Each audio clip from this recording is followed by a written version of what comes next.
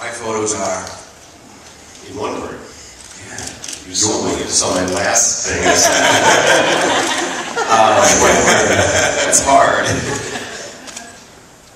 Imagine someone, if you like, who can't see. Who can't see. Yeah. What's the emotion that you would want to convey to them about what it is you do with your photography? Honest. That's it. And for me, it's a bit. I feel honored to photograph people because I get to pull out of them something that I know that they're sharing only with me.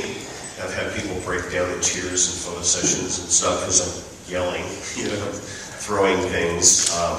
It's literally because the connection gets so close that they spill their truth and it comes out in the photos.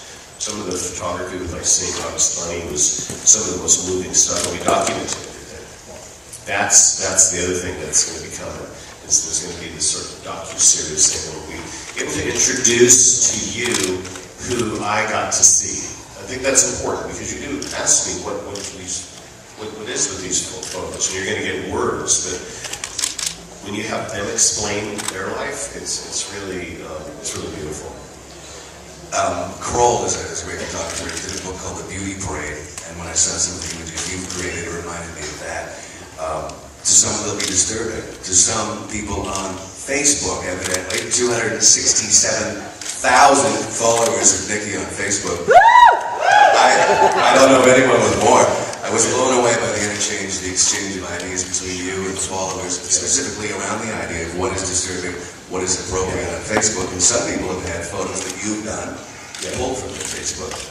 It was interesting because I didn't think about it. I used to really love MySpace, and I kind of fought against Facebook. It didn't seem creative enough for me. And then I was sort of left hanging out there and was only really using Twitter as a way to kind of just do what everybody does on Twitter, and just kind of little text messages to the world. And I was enjoying a lot of positive messages, and finally decided to catch up with everybody else and get into Facebook. And so I uploaded a couple of my photos because there's really not, at least for me at the time when I first started, there was really not an area where I could have a gallery, and it was all about that for me, right? And so I uploaded some photos and they were deleted. Show the life. You talk about driving and having a lot of thoughts that inspire music. What about riding motorbikes? You're still riding, aren't you? A little bit. A little bit. Not as much as I used to. It's easier down there in the nice weather. What is the difference between the thought pattern of escaping on a motorbike versus being behind the wheel? I had this experience on a motorcycle about 10 years ago.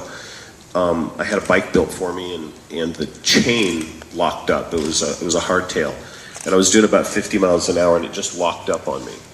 And it was this moment of I realized there's this thing called pavement, and it kind of I admit it kind of put a little bit of a damper on me riding as much as I used to, because I kind of realized I have 4 children, and I got a lot going on, so I think.